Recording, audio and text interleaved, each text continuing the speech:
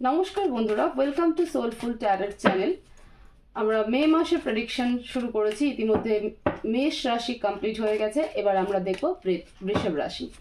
তো তোমরা এই রাশিফল মে মাস বৃষভ রাশি কেমন যাবে, হেলথ, ফাইন্যান্স, রিলেশনশিপ, অবস্টিকল বা চ্যালেঞ্জেস কি থাকবে ওভারঅল সবটাই দেখার চেষ্টা করব। তো তোমরা তোমাদের ডেট অফ বার্থ অনুযায়ীও দেখতে পারো যে কোন রাশিতে পড়ছো, বা তোমরা তোমাদের নাম অনুসারে যে রাশি হয় সে নাম অনুসারেও দেখতে পারো, বা তোমরা যদি জানো নিজেদের অ্যাকুরেট রাশি তো সেই রাশি অনুযায়ীও তোমরা দেখতে পারো।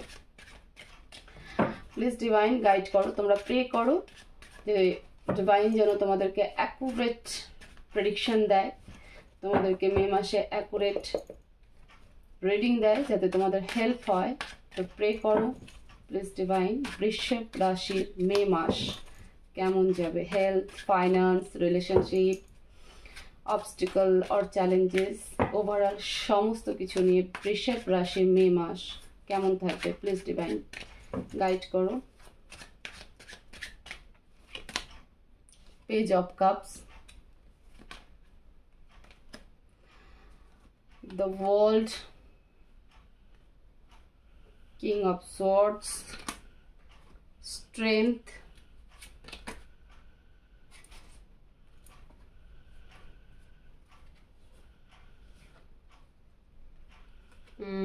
king of wands in reverse. Okay, please divine এখানে king of wands in reverse কেন ক্ল্যারিফাই করো। প্লিজ ডিভাইন এখানে king of wands in reverse কেন clarify. queen of wands, the moon. Okay, বৃষভ রাশি। দেখো সবার আগেই বলি ফাইন্যান্সে তোমাদের ফাইন্যান্সিয়ালি তোমরা কিন্তু নতুন অপরচুনিটি পাবে, ঠিক আছে, বা কোথাও টাকা ইনভেস্ট করেছিলে সেখান থেকে কিছু গেইন কিন্তু তোমরা করবে। তবে কিছু ইম্যাচিওর ডিসিশনস তো অবশ্যই থাকবে, যেখানে হয়তো আবার ফাইন্যান্সিয়াল যেটা হয়তো পাবে সেটা আবার চলে যাওয়ার সম্ভাবনা থাকবে। তো একটু কেয়ারফুল, চোখ কান খোলা রেখে যেখানে ইনভেস্ট করবে, বা যে ধরো টাকা কোথাও লাগিয়েছিলে সেখান থেকে টাকা পাচ্ছ, সেই টাকাটাকে আবার অন্য কোথাও ইনভেস্ট করবে, তো সেখানে একটু কেয়ারফুল।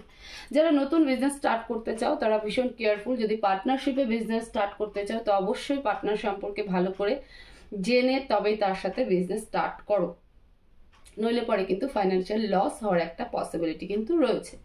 এবং অবশ্যই ফাইন্যান্সিয়াল দিক থেকে চোখ, কান, মন, মস্তিষ্ক সবটাই খোলা রেখে, একদম অন্ধের মতন ভরসা করে কিন্তু চলো না, তাহলে পরে কিন্তু মুশকিল হয়ে যাবে। কারণ এখানে পসিবিলিটি রয়েছে যে তোমরা অন্ধের মতন চলার একটা জায়গায় পৌঁছে যাবে, তো সেক্ষেত্রে গেলে কিন্তু ফাইন্যান্সিয়ালি লস তোমাদের হবে। হেলথে কেমন থাকবে, হেলথে তোমাদের একটা ট্যুর প্ল্যান হওয়ার পসিবল, মানে ধারে কাছে হলেও একটা ট্যুর প্ল্যান তোমরা করবে নিজের স্বাস্থ্যের জন্য। তো এক্ষেত্রে হেলথে তোমরা খুব ভালো আছো, হেলথে তেমন খুব বেশি একটা কিছু নেই, হেলথ ভালো যাবে, তেমন কোনো মেজর বা মাইনর তেমন কিছু নেই, হেলথ ভালো থাকবে, ঠিক আছে। বৃষভ রাশি মে মাসে হেলথ ভালো থাকবে। রিলেশনশিপে আর্গুমেন্ট হওয়ার পসিবিলিটি রয়েছে। রিলেশনশিপে তোমার পার্টনার সাথে হোক বা তোমাদের যেখানে জব করছো সেই কালিগদের মধ্যে হোক একটা কিন্তু, বা বসের সাথে হোক, ঠিক আছে, সেখানে কিন্তু সেটাও তো একটা রিলেশনশিপ না, তো সেখানেও কিন্তু একটা আর্গুমেন্ট, মোট কথা হচ্ছে আর্গুমেন্ট হওয়ার কিন্তু একটা স্ট্যাটাস তৈরি হচ্ছে, একটা স্টেজ তৈরি হচ্ছে, সেটা হাজব্যান্ড ওয়াইফই হোক না কেন।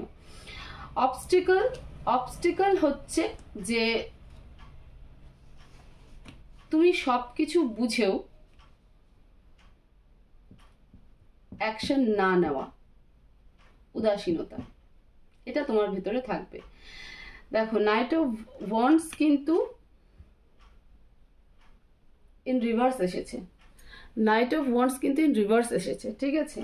তো এই কার্ডটাকে আমি এইভাবেই নিব, কিন্তু একে যখন ক্ল্যারিফাই করেছি তখন queen of wands, the moon, মানে তুমি নিজেকে যতটা স্বতঃস্ফূর্ত রেখেছিলে এতদিন, সেখানে কিন্তু আবার একটা ইমোশনাল ডিস্ট্রয় তোমার কিন্তু হওয়ার পসিবিলিটি রয়েছে, তুমি আবার একাকিত্বের মধ্যে চলে যাবে, এটা তোমার কিন্তু একটা অবস্টিকেল দাঁড়াচ্ছে, তো এই জায়গাটা হতে দিও না। স্ট্রেংথ, এই এনার্জিতে তোমাকে থাকতে হবে, ঠিক আছে। তোমাকে যখনই মানে তোমার যার সাথে আর্গুমেন্ট হোক না কেন, সে তোমার অবশ্যই খুব ক্লোজ, খুবই কাছের কেউ, যার সাথে তোমার এরকম একটা স্টেজ তৈরি হবে, এবং তার মধ্যেও তুমি কিন্তু প্রচুর স্ট্রেংথ রাখবে। মন থেকে হয়তো অনেকটা ভেঙে যাবে, কিন্তু উপরে কিন্তু তুমি স্ট্রেংথ রাখবে। তো সেই জন্যই কিন্তু তোমার অবস্টিকেল এটাই মে মাসে, যে তুমি একটু ইমোশনাল কিন্তু ডিস্টার্ব হয়ে পড়বে। ফলে এই যে ফাইন্যান্সিয়াল লস, সেটা কোথাও ইমোশনালি থেকে কিন্তু এই যে উদাসীনতা, মানে যা হচ্ছে হয়ে যাক, আমি দেখবো না কি হচ্ছে, এত খোঁজ খবর নেব না, যেহেতু মন ভালো না থাকলে আমাদের কোনো কিছুই ভালো থাকে না। তো এরকম একটা স্টেজেই কিন্তু ফাইন্যান্সিয়াল লসটা হতে চলেছে।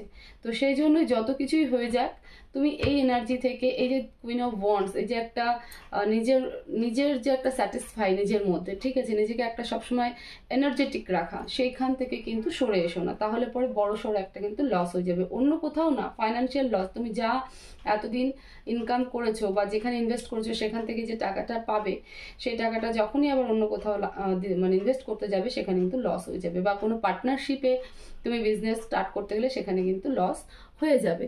তো সেই জায়গাটা অবশ্যই অবশ্যই একটুখানি খেয়াল রাখবে, এবং যাই হয়ে যাক না কেন, নিজের ভেতরে সেই স্ট্রেংথ মেন্টালি এবং ফিজিক্যালি দুভাবেই রাখো, যাতে এত বড় একটা লসের সামনে তোমাকে দাঁড়াতে না হয়। গাইডেন্স দেখো প্লিজ ডিভাইন, বৃষভ রাশির জন্য কি গাইডেন্স আছে? প্লিজ ডিভাইন, বৃষভ রাশির জন্য কি গাইডেন্স আছে?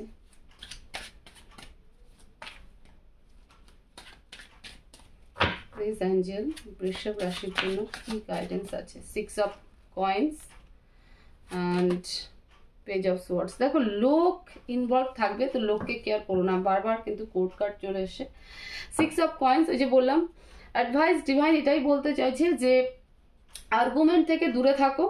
যে যাই কিছু বলে যাক, সে তোমার পার্টনারই হোক না কেন, তোমাকে যত কিছুই বলে যাক, বা তোমাকে যদি হার্ট করার চেষ্টা করে, তুমি যে এতদিন ধরে নিজেকে হিল করেছো, সেই এনার্জি থেকে বেরিয়ে এসো না, এবং উদারতার সাহায্যে উদার সেজে সব কিছু দিতে থেকো না, ঠিক আছে? ডিভাইন কিন্তু এটাই বলছে। এখানেও দেখো ফাইন্যান্সিয়াল লসের একটা ব্যাপার এসেছে, গাইডেন্সও কিন্তু ফাইন্যান্সিয়াল লসের একটা ইন্ডিকেশন এসেছে, যে তুমি যদি এইভাবে দান করতে থাকো, তো আলটিমেটলি কিন্তু ফাইন্যান্সিয়াল লস হবে।